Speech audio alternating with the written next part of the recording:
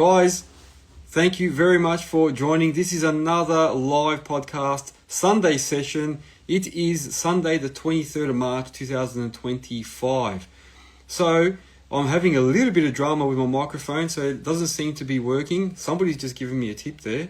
They're saying that sometimes when they're on the live, the Bluetooth is connected first. Once the Bluetooth goes live, that kicks me off and turns me on. Okay, yeah, the Bluetooth, yeah, it's funny, man. It's funny. This microphone plays up. Everyone on TikTok can hear me. So tonight I've got a few things happening all at once here. So I've got us joining live here on Instagram as usual, but I've also connected to TikTok. So there's a few people here on TikTok joining. Thank you very much to those guys. I'm going to have a guest tonight. So that's why I'm wanting this mic to work 100%, because I have a guest. I want to make sure that you guys can hear us clearly, and then when I do the recording, it actually comes out proper. Because all these podcasts that we do, I do record them, put them up during the week on Instagram and TikTok as little snippets, and then I put them up on YouTube, Spotify, and Apple as the full episode. So I do want to make sure that you guys can hear us loud and clear. Great news for anyone that missed out on tickets last week for DDT. So what I do have is a discount code. So I don't have any more free tickets. I've run out of those, but I do have a discount code which will give you 10% off the tickets. So I will have that posted up on after the show. I'll post it up. Someone's saying knock knock. I will post it up after the show, so you'll get a 10% discount on DDT tickets when you go and use that link. All right, so the dates for that are the 16th to the 18th of May this year, and it's in Sydney. So that's for Diesel, Dirt and Turf.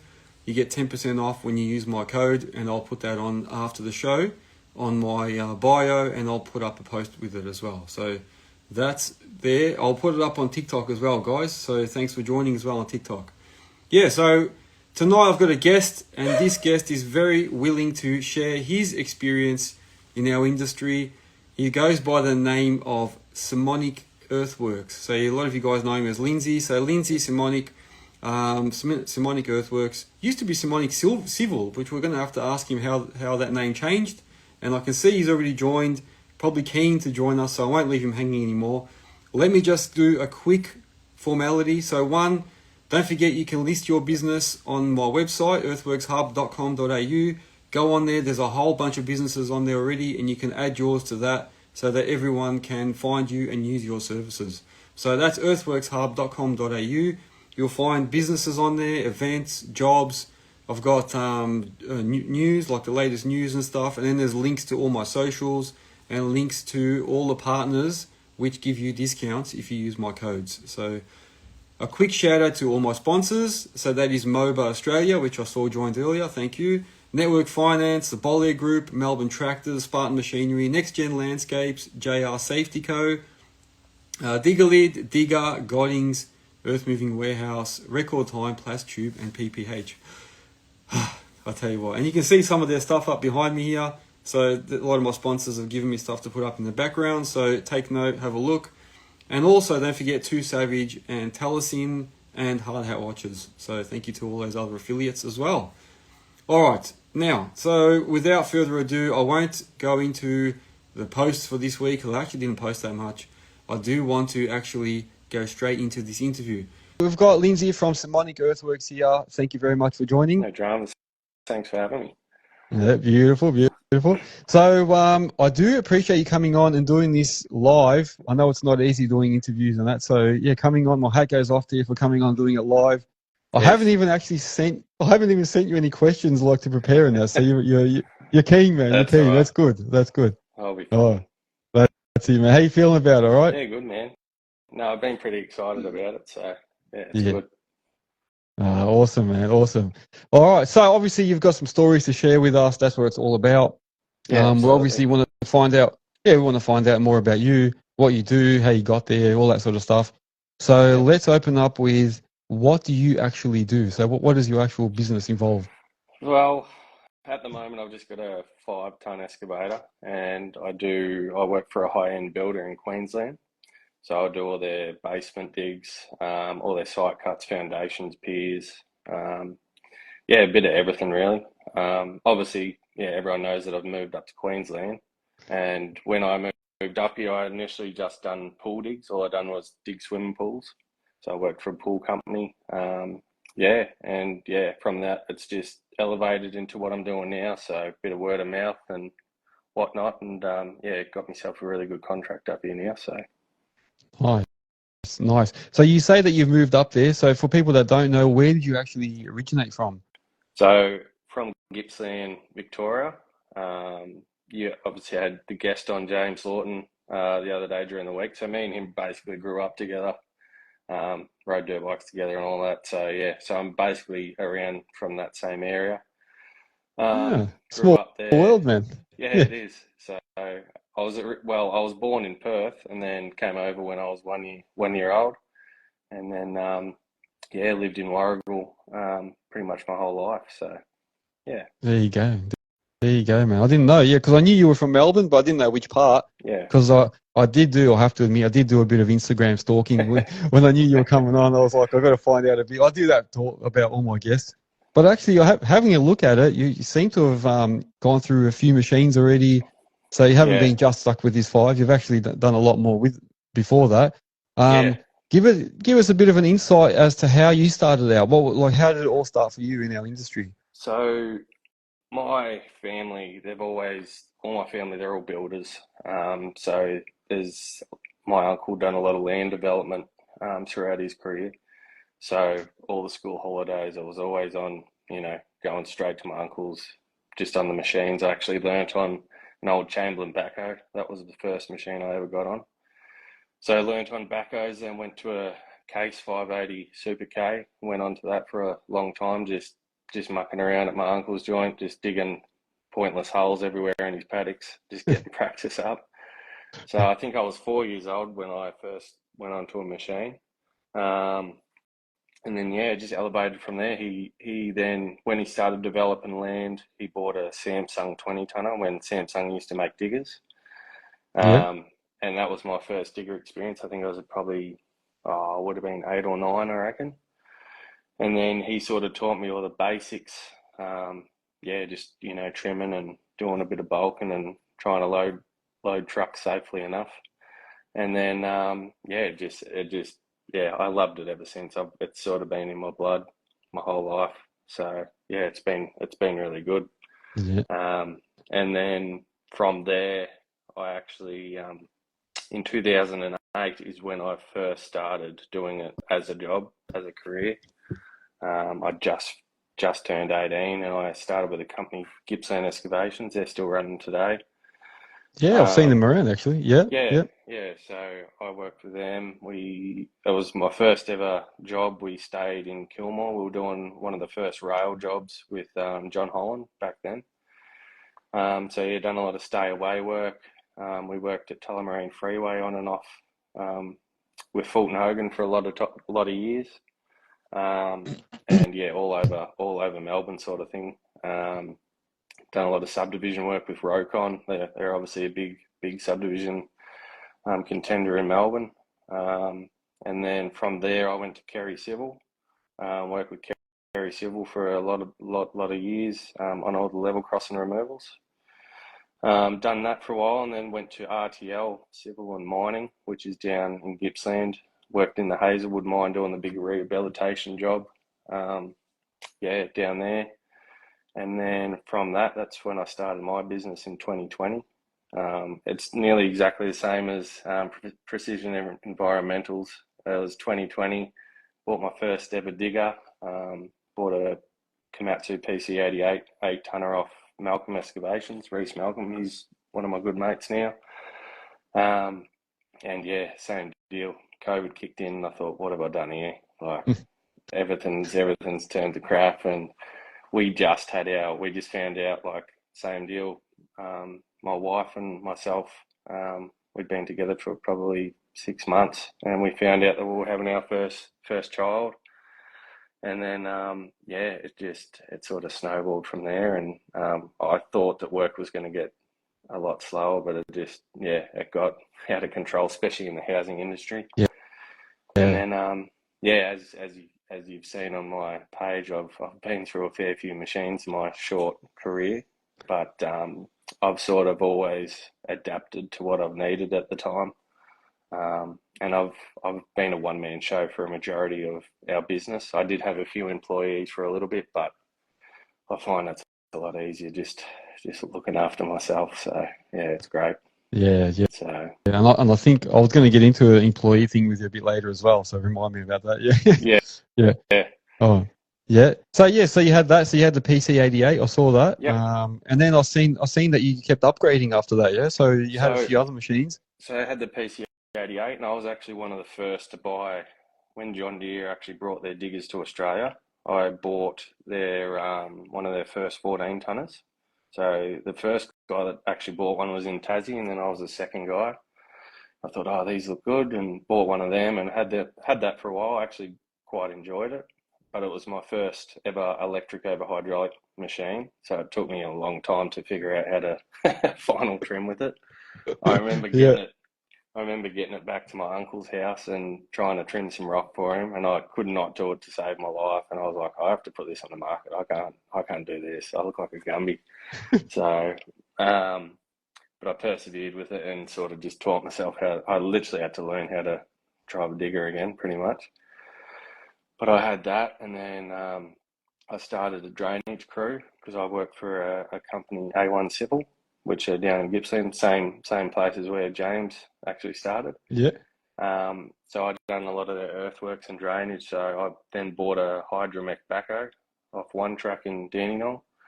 Bought that, and then from there I bought my SK230 Kobelco 20 tonner off Melbourne Tractors. And then from that I bought a Kobelco SK140, which was the last machine I had in Victoria, and then moving up here, that's when I got to the 5 tonner. So yeah, I've had a few in a short amount of time. I know. I even saw that you used a dozer a couple of times and stuff, and I think even a grader. I saw you on your posts. Yeah, they weren't yours, obviously. You were just jumping in, were you? Or? Yeah, so a lot of the subdivisions that I used to do for A1, I used to run a lot of their stages for them. So growing up, I had a fair bit of experience on grader, dozer. It didn't really matter what it was. So I used to dry hire a lot of gear when we needed it. So it was good. It was good to be sort of hands on with everything. Yeah. So that was good. Yeah. Oh, nice, man. Nice. Yeah. So I noticed you had a backhoe and stuff. What was the decision with the backhoe? Like, what made you want to get one of those? Is it just for the drainage stuff, or? Yeah, basically just for the drainage. But I think growing up on a backhoe, I knew how versatile they were. Like they're basically like an 8 to 10 ton digger, and then you've got the front end loader, obviously with forks and everything. And it was great for drainage because you can run from one side of the job to the other and bring in pipes or rock or whatever it was. So it was a really, really handy bit of gear. So I've sort of got a bit of a soft spot for backhoes. So I reckon I'll retire in one, to be honest. Yeah, they are. There's always every civil job. There's always that one backhoe that does everything. The poor guy never stops, but they seem to love it. They love that everybody needs them. So, yeah. They're versatile, very versatile. Absolutely, yeah. That's it. So going back to your John Deere 1, I was going to ask you a question about that, but somebody just wrote here, so Brett from TR Society wrote, what's your thoughts of the electric over hydraulic? Do you feel that you've got less feedback in the joysticks? Yeah, I reckon, in all honesty, you don't have as much feel. This is my personal opinion. Obviously, everyone has got their own, but I feel you don't have as much feel when you're trimming. Obviously, if I spent more time in one, they had sort of the same feel as a Cat Nexgen, I suppose. But I think it's just a preference thing. Like I like the old school feel, like with the Kobelcos or Hitachi and that sort of, those sort of brands. So the John Deere was good. It was a good first 14 tonner. I did really like it. But obviously, I'd much rather sitting in my Hitachi or a Kobelco. I just think they're a beautiful machine. So, yeah. Yeah. And that's where I was going to lead to. I was going to say, what made you get a John Deere? Because I know they're very popular in America. Heaps of guys have got them when I watch their videos. And like, what made you go for one of those? Not that it was a bad choice. I'm just asking you. In all honesty, it was sort of funny. Like I wasn't even in the market for a John Deere at the time.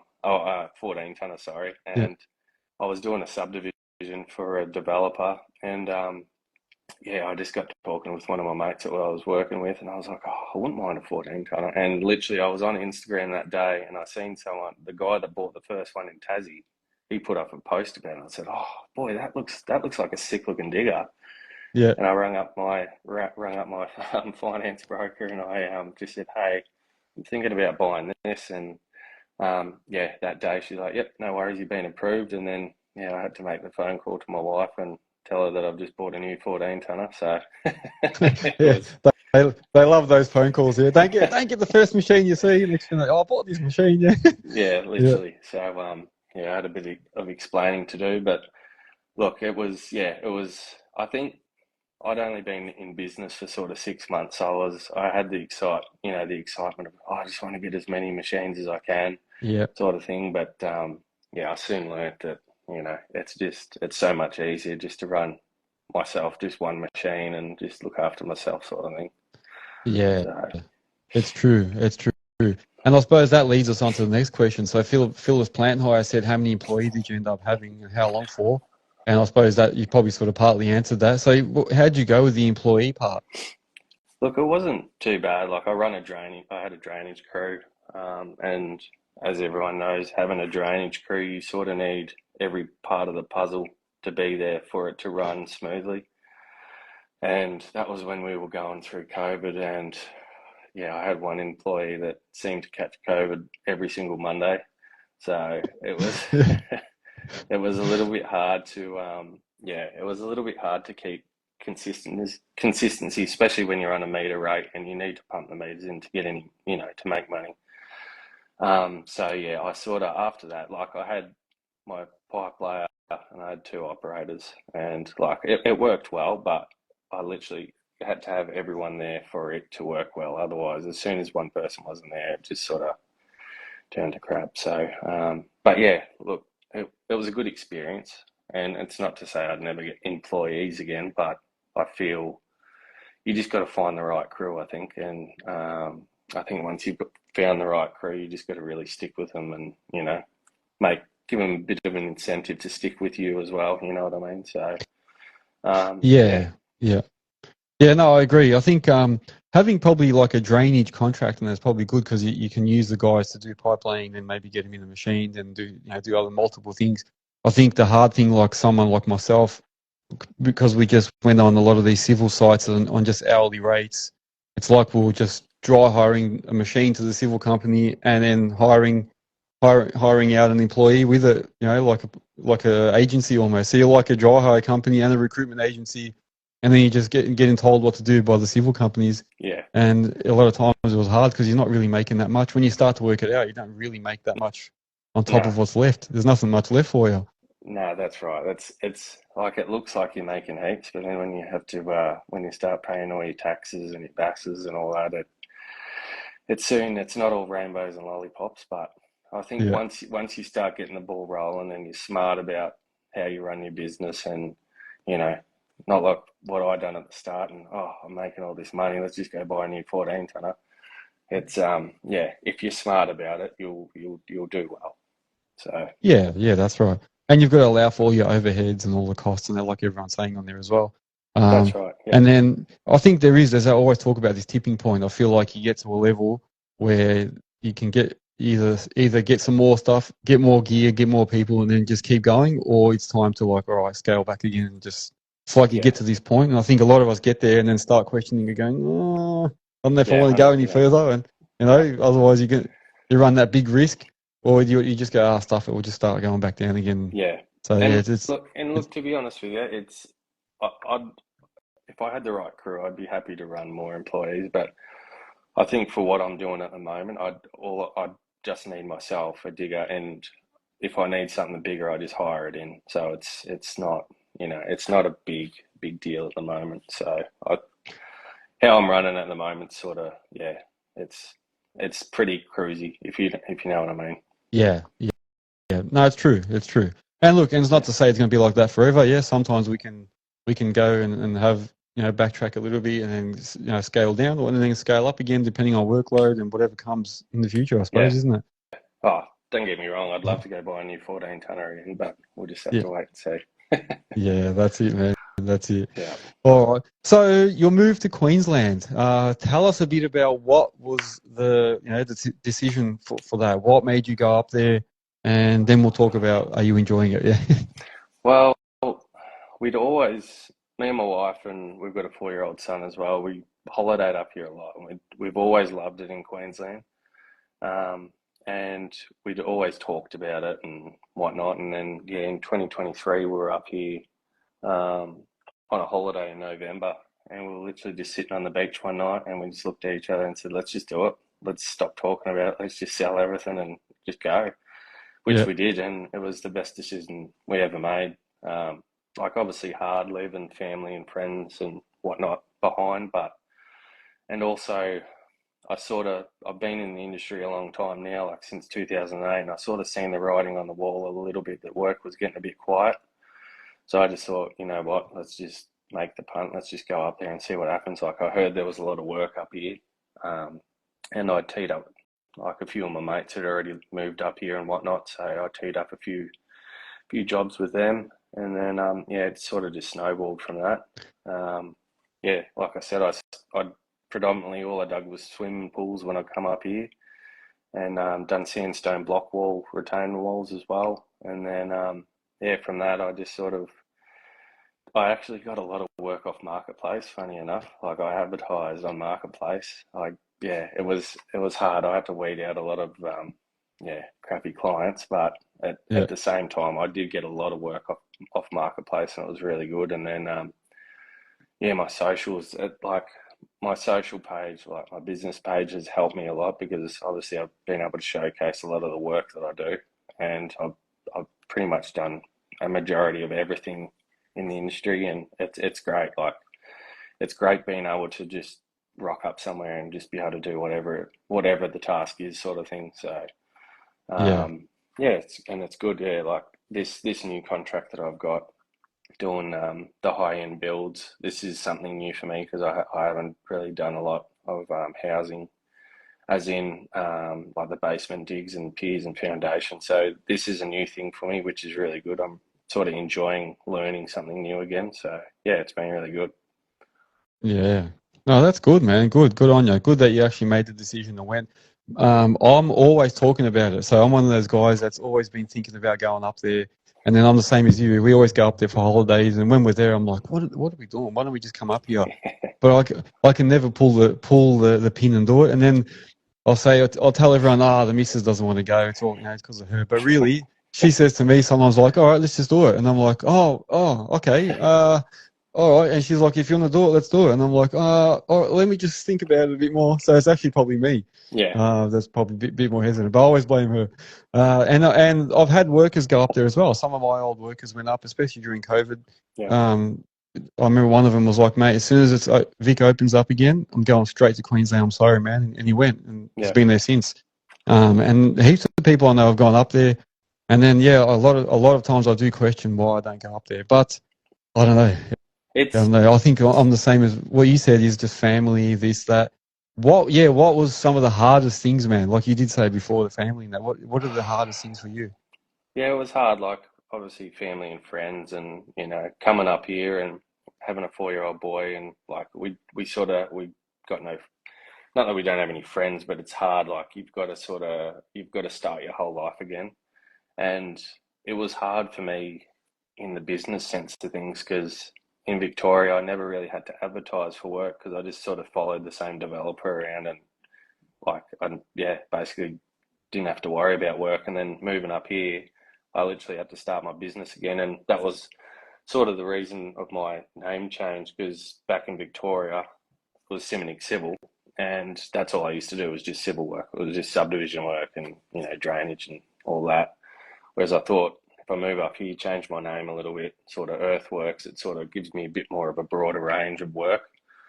And when we got up here, I tell you, like I probably didn't work for 3 or 4 months and I was going insane. Like it was just, Oh, being so busy all the time. But it was really humbling. I think it made me appreciate having a business and the work that I do get now. Like I sort of got a little bit, I don't know, bit complacent back home in Victoria because I was sort of handed work all the time and it was a little bit too easy, where up here it sort of really showed me that you've got to work hard to get, to get good jobs. And it was really good. Like for 2-3 months, all I done was just put my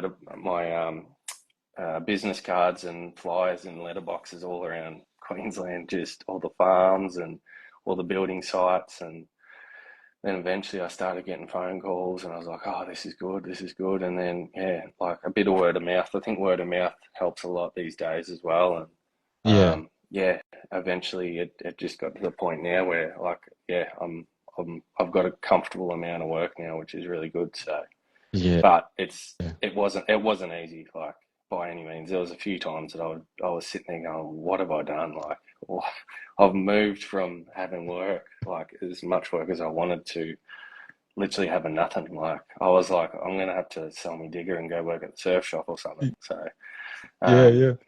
but yeah, I think the good thing about Queensland is it's very, very busy up here. So, yeah, I think a lot of the big infrastructure jobs up here, it's sort of gobbled up a lot of the big contractors. So it leaves a lot of private work open for all the little guys. So yeah, it's been good. So Yeah. yeah. How do you handle the weather? Like my wife always says, "Oh, you won't last 10 minutes there. You after a couple of heat waves, you'll be like, we're coming back."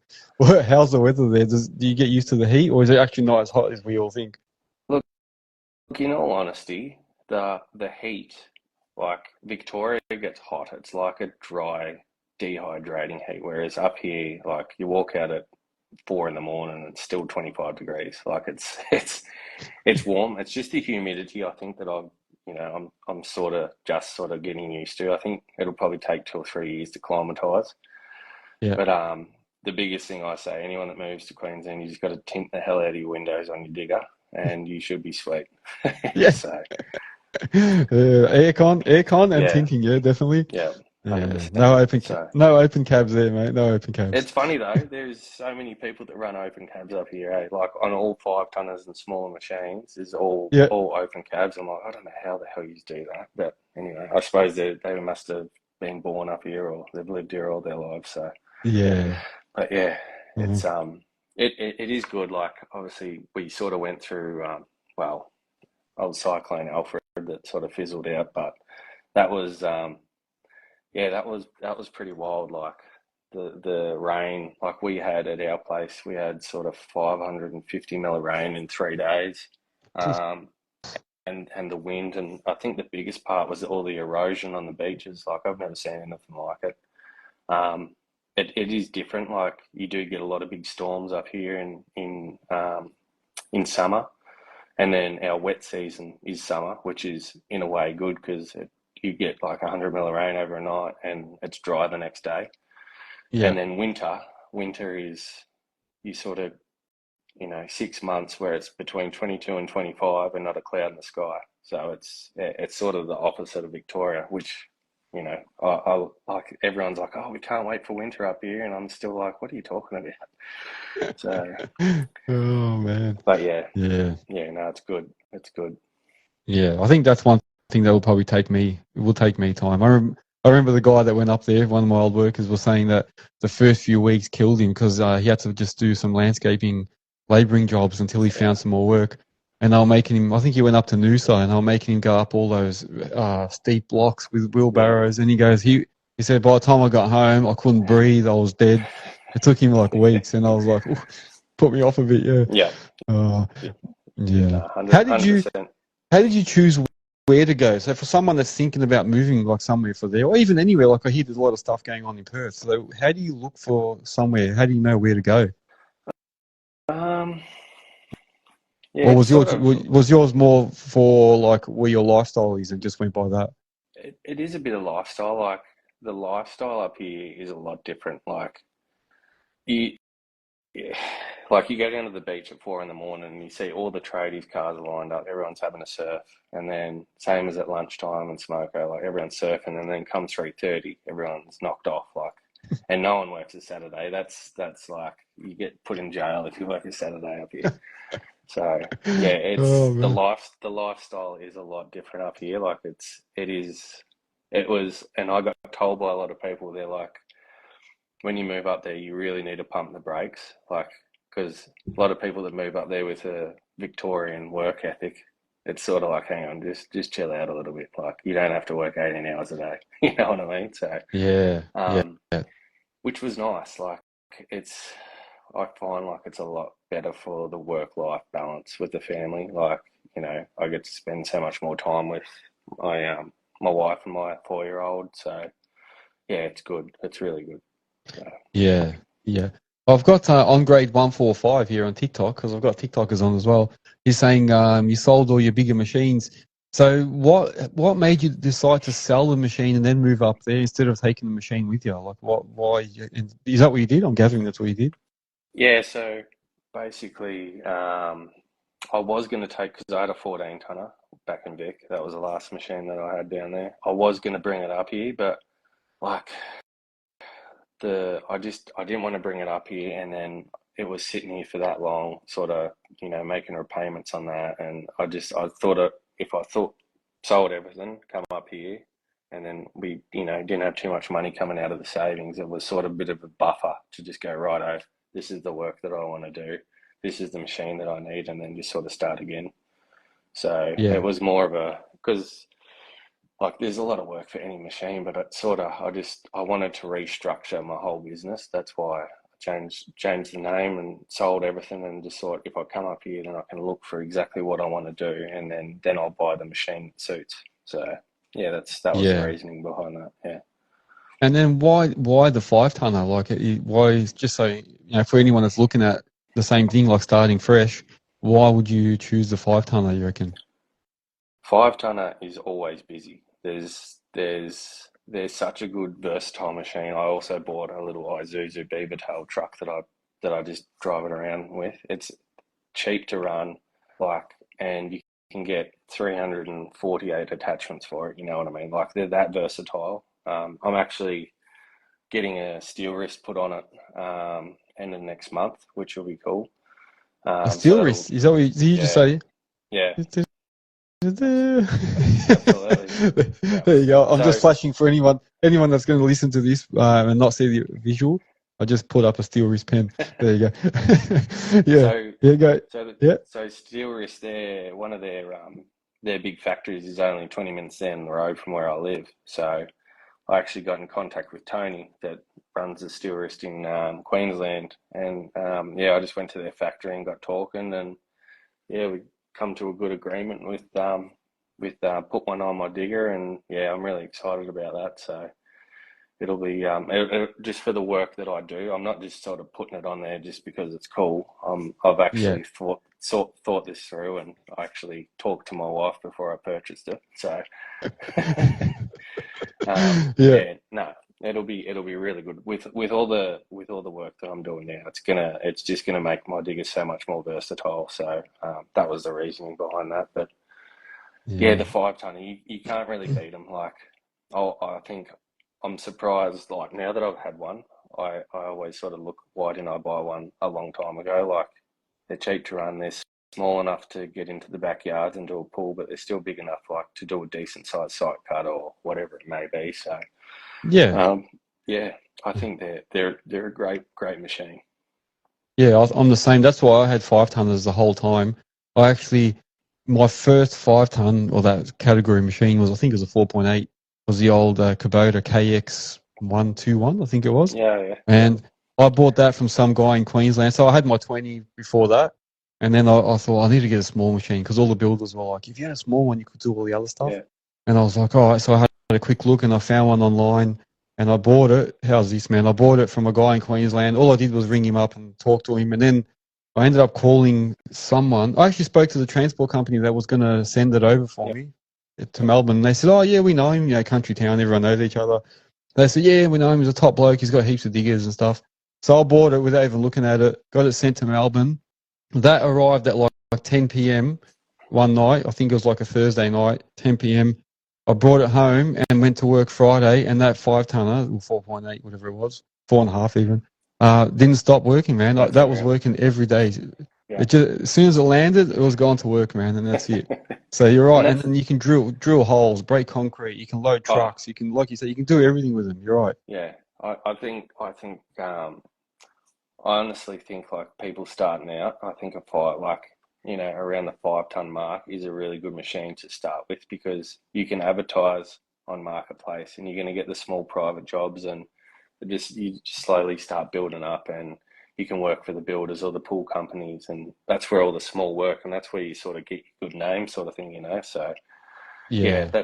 I think if someone's going to start, that's sort of where I'd go for sure.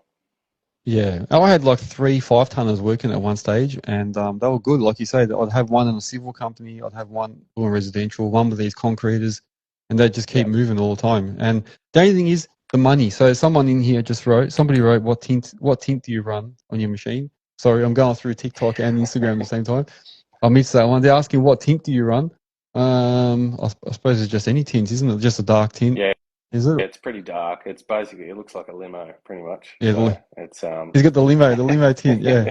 He's yeah, lowered it, put limo tint on it. Yeah, that's right. Exhaust. Yeah, yeah. that's it. Now, somebody did write on there, how did you find the money difference, like between the 14 and the 5, the income, I suppose they're talking about?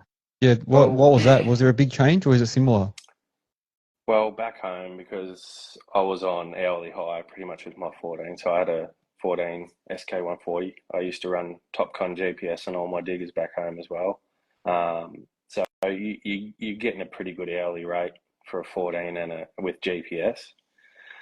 But up here, a lot more of my work is day rate and quoted work. So yeah, obviously you're making a little bit more money on top of that. So like hourly hire, I've found that hourly hire up here is a little bit higher than Victoria.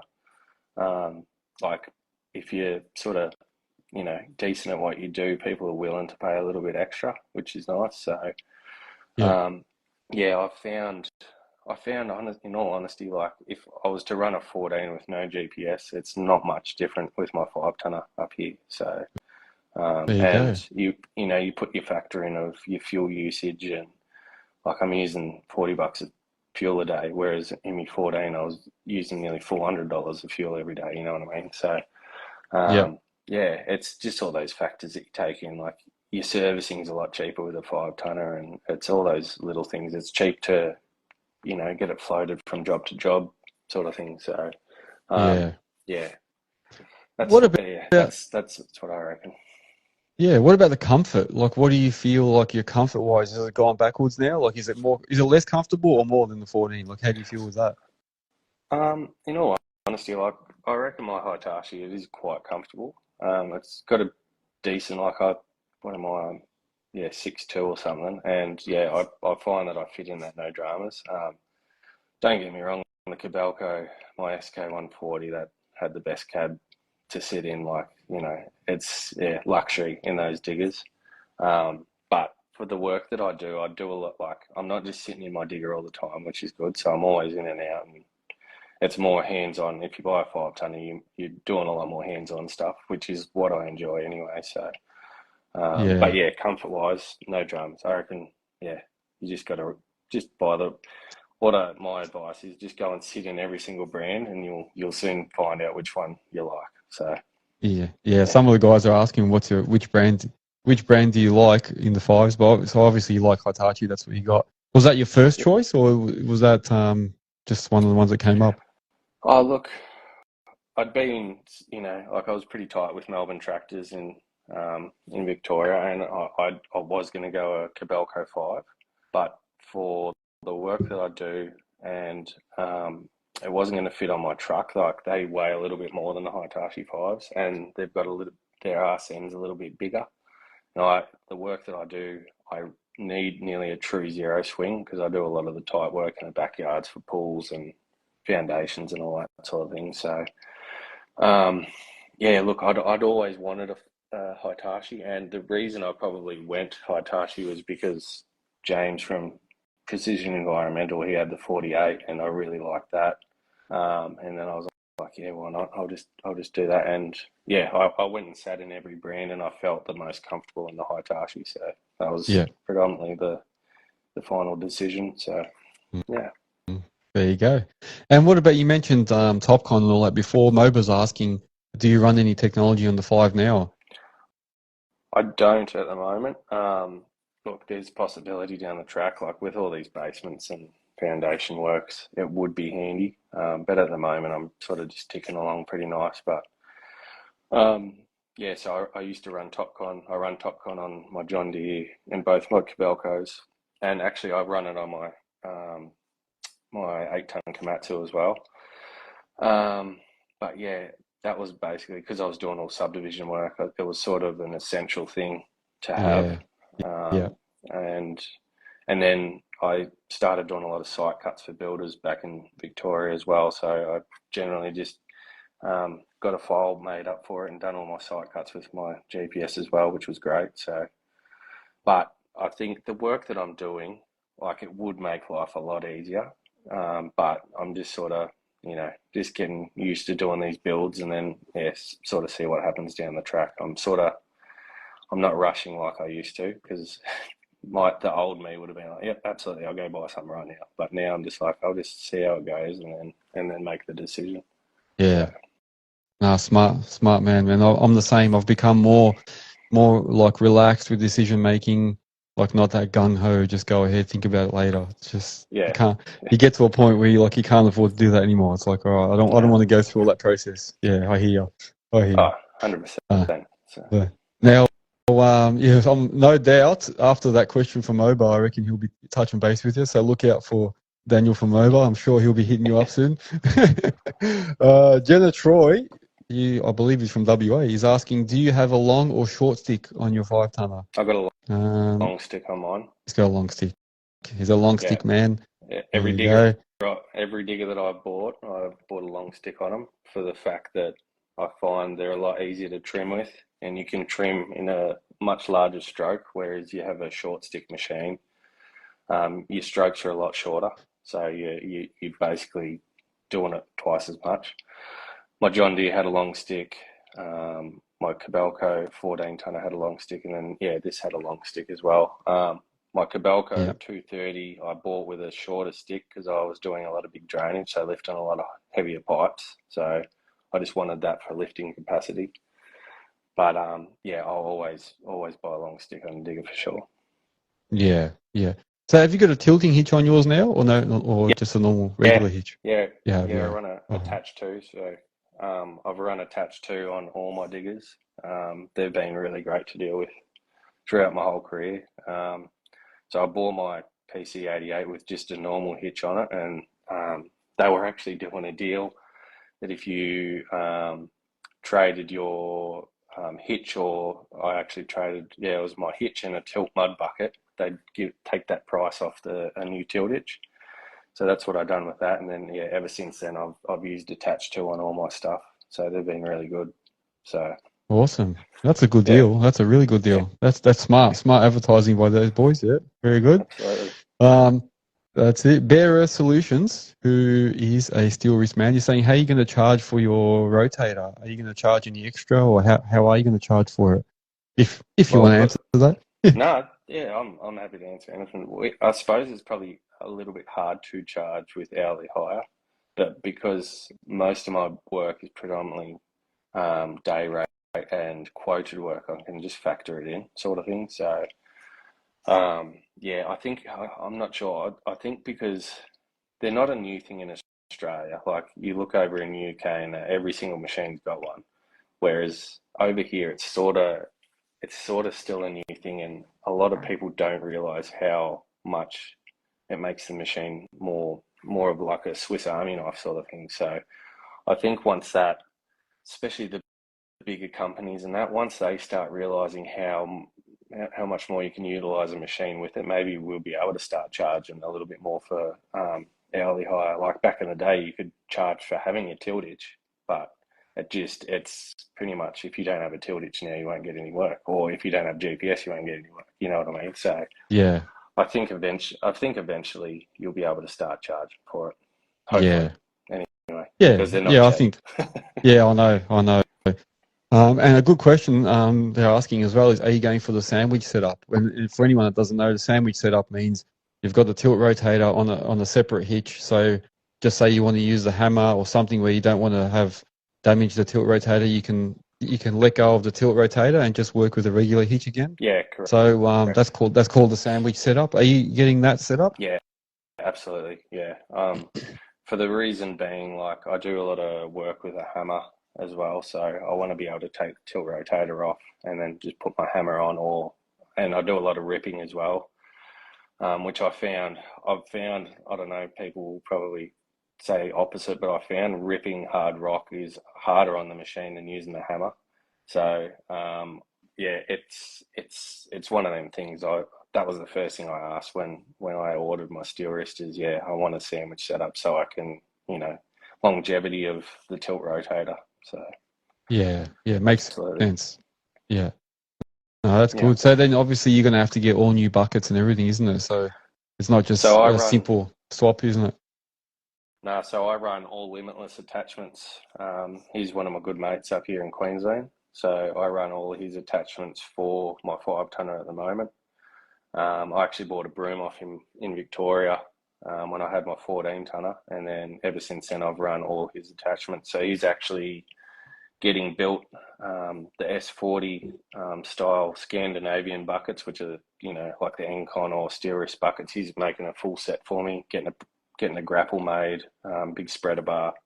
So I'll have the whole kit and caboodle again, which will be good. So Yeah. that's one thing. I've always bought way too many attachments for my digger, but I find the more that you have, the more work that you can do, because at the end of the day, if you've got every size of bucket, you're predominantly saving the client money and yourself if you're quoting work. So I think it's gone are the days where you just have a muddy and a GP bucket.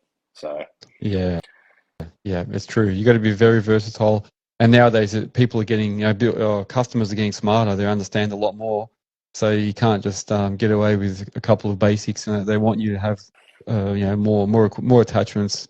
And they also, there's, with all the technology and YouTube videos going around now and stuff, customers are wisening up as well. They know exactly what we're doing. 100%, 100%. So, Yeah. but yeah, no, shout out to Justin at Limitless. Like he's been really good to deal with. Like, yeah, just from start to finish. Anything that, like, I'm very picky with my attachments. Like, if my buckets don't stack properly, I don't like them. Everything's got to fit nice. Everything's got to, and everything. The build quality of everything's been great. So yeah, there we go. Good shout out to him. Good, mate. Good. Yeah, he sent you a smiley face. There you go. And someone here just wrote as well on TikTok that ripping is harder, but what about the extra weight hanging on the front? He's obviously talking about the heavy weight of the tilt rotator, especially with a long stick. Do you reckon you might suffer a little bit with that?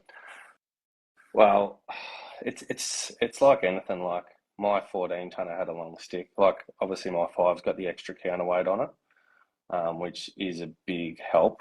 But it's just learning how to operate when you've got extra weight. Like you obviously have to sort of relearn a few things and how to throw the machine around, especially if you've got a full mud bucket full of sand, or something that's got a heap of weight about it. You just got to learn how to throw it around a little bit different, I think. So yeah, I don't think that'll be an issue. It'll be just sort of learn the new ways of doing it. So Yeah, yeah.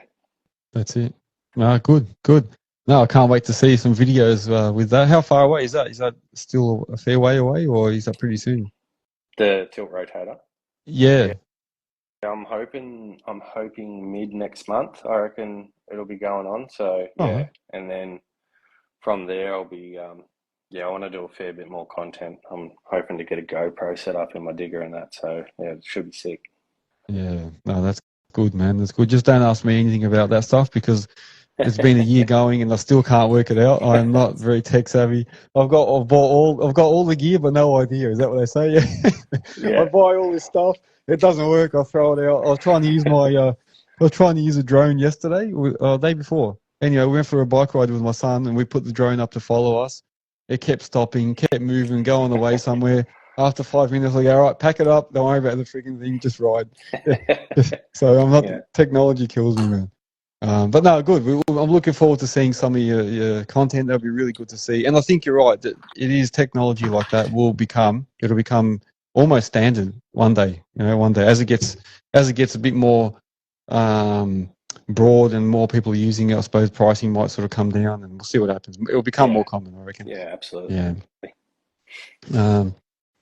So some guys here are talking about in the background here. We've got people talking about the uses of tilt rotators and how to charge for them. What else was I going to ask you? All right, so you said you've got your beaver tail now with the 5-tonner on it. Have you got like augers and that set up on there, or is it just a machine and buckets? So just the machine buckets. I run a hammer. I don't do a lot of augering, so when I do get one, I just hire it in from one of the higher mobs that are up here. But yeah, predominantly all I got is my bucket set, hammer, and my spreader bar. So basically everything I need. So I can. The good thing, like I was originally going to buy a tipper, but I found when I need a tipper, I just hire one in anyway, and then it sort of, if I'm doing tipper work and digger work, I'm not being as productive as I can, sort of thing throughout the day. So I thought I'll just buy a beaver, then I can put all my attachments on it. I get to decide if I need a tipper, I just hire one in. So that's sort of the setup. Look, down the track, I'd love to buy a tipper and a tag trailer and run a 5-ton combo with a posi track down the track, but at the moment this seems to be working fine, so I think I'll just run with this for a while. Yeah, that's it. Sometimes simple is the best, man. Yeah, absolutely. What was so apart from the a little bit more relaxed, easier going work ethic up there in Queensland? What else have you noticed is different there compared to Melbourne, just say, or Victoria? I mean, what about the soil? What's the soil like there? Because I know here we've got where I am in Melbourne, it's very rocky. Like everyone has a breaker, a rock breaker, or a hammer and a sorting bucket. What's it like up there? It's because we're very close to the coast, there's a lot of sand, like heaps of sand. But then as soon as you go from one side of the highway to the other, it's either red clay or just solid rock. So it changes so quickly. Like I could do a pool dig on one block that could be pure red clay, and then the next one will be bluestone. So it chops and changes a lot, but there is a lot of sand up here. So that's been another thing to learn too. You can't just dig a nice straight hole in sand and expect all the walls to stay up. So it's been a learning curve, which has been good. Yeah, that's like here in Melbourne. If you dig anywhere near the beach, you start digging the trench, and then as you look up to see how far you've gone, you see all the trenches in front of you just all coming in, and you're like, no, everything's just caved. Or they say, can you just track back over there and fix that? And you're like, I can't go there, man. The trenches are all going to collapse. Yeah, it's so true, man. That's it. Moba's got a good question. This is the almond latte king here. How's the coffee up there? Is it as good as Melbourne? Is it better or is it worse? How is it? To be honest, I don't even drink coffee, so I can't really answer that. Oh, no. Yeah, okay. All right. More of a hot chocolate sort of guy. So. Okay. Oh, well, there you go. So you're like him then, the almond latte guys. Oh, cool. Well, I can say something. I've been up there, and the coffee's similar, man. All very similar. Nowadays, it's pretty similar everywhere you go. Yeah, very, very similar. They all cost you $14. Yeah, that's it. You need a home loan to get a bloody coffee nowadays. Yeah, you're right. Literally. It's so true. Oh, man. No, that's good. No, good. I'm really, really happy to hear your story, man, because like I say, I can relate to it because I do often think about going up there, and I'm sure heaps of guys on here and heaps of the listeners have thought about the same thing because everyone loves Queensland and, beaches and weather. Everyone thinks it's really good. But I'm sure it's not that easy, yeah? Like, as you can see, you still got to go up and still try and work your way through and start all from scratch. Yeah. What's the outlook for yourself? So I know just before you said maybe a posi and stuff. What's the outlook for your business, just say the next 5 to 10 years? Look, in all honesty, I'm just going to keep doing what I'm for 61 Property Group. They've been really good to deal with. They actually just moved up from Canberra, it sort of put us in the same boat, which was cool. So basically we're just going to stick together and punch out some really cool projects. Like, yeah, a lot of high-end builds, like $8 to $10 million houses. So they're very big projects, and it's been great. Like, it's been nice that they've put their trust in me to be able to run all the earthwork side of things. So yeah, it's been awesome. So I'm just going to stick with them guys and then fill in the gaps in between, doing a few bits and pieces here or there, or to be honest, the weeks that I have off, we'll just probably holiday with the family. So that's Yeah. yeah, I don't really, yeah, there's nothing more that I really want to do, to be honest with you. I'm pretty happy doing what I'm doing. So No, good on you, man. I'm glad that you just said that, because I always talk about work-life balance, and the whole point, I suppose, of going up there is to have that balance and focus a bit more on family. And then it's very easy to fall back in the trap of like, all right, now that I'm here, I've got to start going for it. I've got to keep doing more, and then you can easily fall in that trap, isn't it? oh, 100%, man.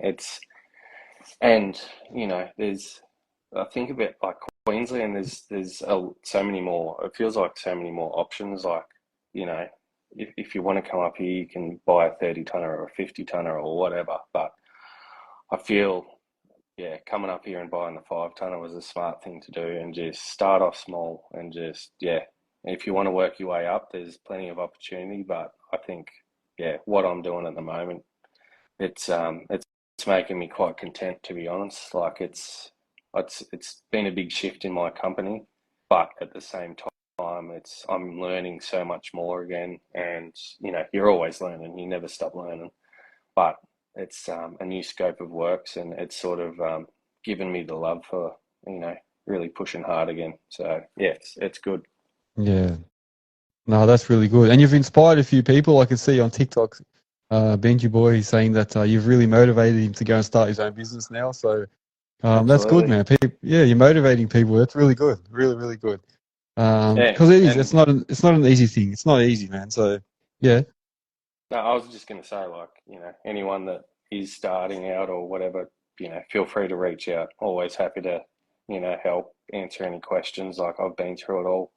So, started my business in a pandemic, so that was never easy, but we pushed through it, and, getting burnt by developers and this and that. Like, there's so many factors that come into the equation when you're running a business. It's not just going to work and getting your paycheck. So, yeah, like, always happy to help anyone that has questions or whatever. They can reach out to me, DM me, whatever. Yeah, more than happy to talk to anyone. yeah, very good, man. Thank you, thank you. What about, speaking of that? Like, have you ever had like anything bad happen to you? Like any bad experiences that you can share? Oh, no, he's got that Yeah. smirk. Yeah, here we go. Here we go. Well, So, if you're willing to share, you don't have to, but if you are willing, yeah, share it, man. People can learn. absolutely. So, when I'd only been running 6 months into my business, that's when COVID kicked in. When we just found out that we were having our first child, I was working for a developer doing a little subdivision. It was only a small one. Me and one of my good mates were working on it, running it for him. And he, at the start, no dramas, like paying me every 2 weeks. And I was like, oh, this is great. And then it sort of went out to a month, and I was like, oh, that's pretty normal. And then he come to us and he's like, look, the bank's not going to give me any more money until you get PC or practical completion on this subdivision. And we just sort of looked at each other and we're like, well, we've got no other choice. Like, we're going to have to stay here and finish it. So we worked there for 3 months without pay. And like, in hindsight, we should have just packed up and gone. But we sort of stuck by it because, being new into business, I didn't really have a clue. I didn't think that people didn't pay you, but, worked for 3 or 4 months without pay, and literally got down to our last $1,000. And I remember driving home on the Peninsula Freeway, because we actually moved to Rosebud, and I was driving all the way back to Longwarry to work, which was a 2-hour trip. And I remember just on the way home, I literally just pulled over on the side of the road and just burst into tears and just thought, what are we going to do? Like, I'm going to have to sell the Digga, sell the car, everything. And then I got a phone call off one of my mates that worked for A1 Civil, and he goes, oh, I heard you bought an 8-tonner. And I was like, yeah. And he goes, look, ours is just broken down. Do you mind coming to fill in for a few days? And I was like, yeah, absolutely. I need the work. Yeah. I told them the situation, and they're like, yeah, it's all good. We pay our subbies weekly. And I was like, oh, this is unreal. And then, yeah, the construction manager was like, you know, if you're any good at what you do, we'll give you bits and pieces here and there. And I ended up staying there for 4 years straight. So it was a there's lots of highs and lows in owning a business, but Yeah. I think it's just figuring out how to push through it. And yeah, if you want it bad enough, you'll get through it. It's you know, and obviously you've got the right people in your corner. Like, you know, obviously when I got through it without my wife and, you know, friends and family, but I think yeah, it teaches you who to work for. It really has made me wary of, you know, people that ring up, oh, I want you to come do this job, or got all this work for you. It's made me really. I think I've mastered the skill of reading people who is going to pay me and who isn't going to pay me. Yeah. So, but yeah, look, I tell you, it was hard, man. Like, you know, being 6 months into owning my business and thinking this is the best thing in the world, and you know, going from, you know, I worked on the rail with Kerry Civil and all that, and we were making wicked money, and then making good money, and then all of a sudden someone just decides to not pay you forever. And literally that happened in 2020, and we got our last court like notice the end of last year, and it basically said, yeah, you aren't getting a cent out of it. Yeah. And look, that hit hard. Like, you know, I put every cent of our savings into buying that Digga and making that business work, and then for someone to pretty much pull that out from under you, yeah, it's pretty hard. Yeah. Yeah. It's hard. And that even when if you're on like a contract job or hourly rate and you're in that circumstance, it's hard. Yeah, you're right. Because then you get to that point, and I hear it now, even recently, I know someone, so not in our industry, but like a tiling company saying that he's, you know, not getting paid and hasn't been paid for like 4 weeks. And the guy they're working for keeps saying, oh, just hang in there, stay a few more weeks, and I'm going to get all my money together and pay everyone at the end. So you do think, do I go now and not get paid, or do I keep going a bit longer and think, oh, maybe I'll get paid Yeah, for the whole lot? So it's hard. Yeah, you get stuck in that sort of middle, and then you think, oh, I'll just hang around because there's probably more of a chance you'll pay me if I do hang around. And you keep going, and then, you know, 4 or 5 weeks later, again, nothing happens, and that's it. You go, so now you've lost 8 or 9 weeks of income, oh man, and I can imagine it. And it's still happening. Yeah, it happens nowadays, man. Even to guys in other industries. Yeah. yeah, it's yeah, it was hard, man, but like I said, it's yeah, it makes you, it does make you stronger. It makes you figure out who the good people are, and just try to work for people that actually have a good name, and not just blow in that you've never met, sort of.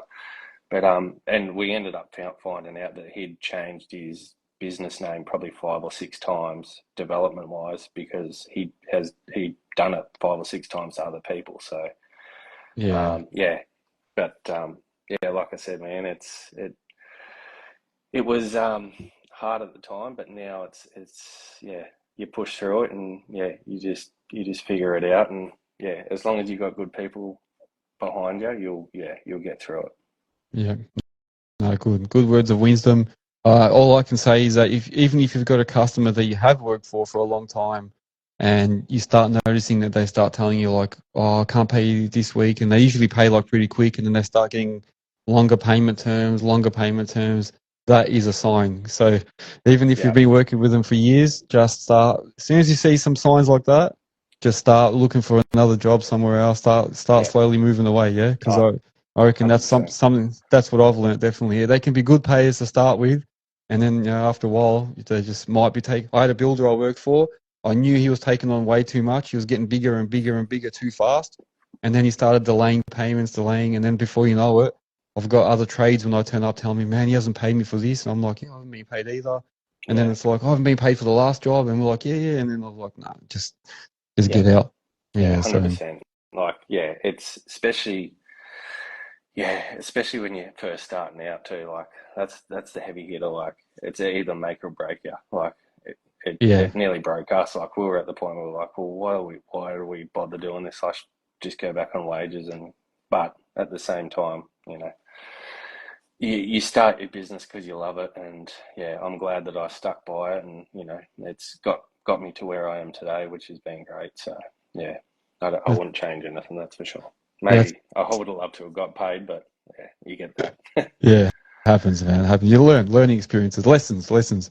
Yeah, No, look, I think a lot of people can resonate with things that you've said tonight, and I really do. I really appreciate having you come on and share your story. And that's what it's all about here too, guys. I'm trying to make this environment where all of us can share stories, that people can learn from other people's experiences, and it's working. Yeah, guys are all telling me that they've learnt this and they've heard that, and since they've listened to the podcast, they've learnt a lot more. And I'm hoping that continues. So people like yourself, Lindsay, coming on, I really do think we need more guys like that coming on. So I do. Thank you very much for no, coming on tonight, man. no, I appreciate it, man. Like I said, I think what you're doing for the industry is really great. So Thank you. and yeah, I've known TerraPro Shane for a long time too, and since he went on, I sort of mentioned it. I was like, oh, I'd love to go on there and just tell my story, man. Like, Yeah. it'd just be cool because I know that a lot of people would, probably get a bit out of it for if they're starting a business or if they're being burned by someone. At least they can sort of, go, all right, maybe, this is how you do it, or whatever. And like I said, if people want to send me a DM and ask questions, I'm more than happy to help anyone. Oh, good. Awesome, yeah. Thank you for offering that service. If anyone wants to get in touch with yourself, what's the best way if they want to get in touch with you? Yeah, just my Instagram, yeah, Simonic Earthworks. Yeah, just DM me through there. So yeah, that's where all my business chat is, I suppose. So yeah, just whenever, other than the weekends, just message me during the week. Yeah, that's it. He's a Queenslander now. No weekends. Yeah. That's it. No Literally, weekdays only. Yeah, no, absolutely. good. Yeah, Excellent, man. No, I appreciate it. And for anyone else that's listening, as Lindsay said, don't hesitate to contact me if you do want to come on. As you can see, this is what we do. It's not, hopefully it's not too nerve-wracking. I try and keep it casual and informative for everyone. So feel free to DM me, send me a message, say, yeah, man, I'm keen to come on. I'm looking for anyone from any of our sort of industries, even traffic controllers, float drivers. I'd love to get people from different aspects just to tell their story and their pet hates and stuff like that, because I'm sure they've all got stories to tell as well. So you don't have to be just in excavation work, something around our field. I'm happy to have you on. Is there anything that you wanted to add, man? Have I left anything out that you wanted to talk about? no, I don't think so, man. Like, yeah, we sort of covered everything, I think. Yeah, no, I'm pretty stoked with it. It's been great. So yeah, Good. I'd love to come back on down the track and share some more stories and where we're at and whatever. So Yeah.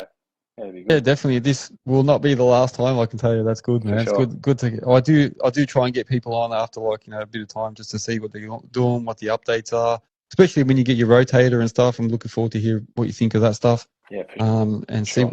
see what happens, man. Yeah, Thank you very, very much for joining. I'm gonna just do a quick shout out to all the guys that have been commenting and asking questions tonight on both TikTok and Instagram. You've been really good, guys. Good questions. Actually, very, very good questions. I like that. For anyone that wants to be a guest, like I said, hit me up. For anyone that hasn't followed me on all my other socials, so not just on Instagram and TikTok, I'm also on YouTube. So make sure you go onto YouTube and like some of my videos on there and subscribe.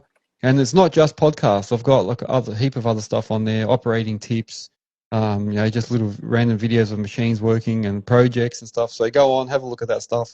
Follow me on, Spotify, Apple, TikTok, Instagram, Facebook. Join the Facebook group.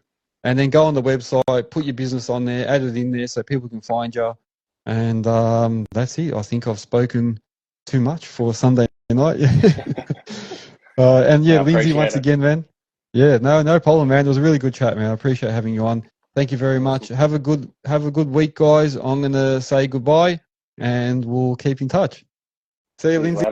later. See you, everyone. Take care.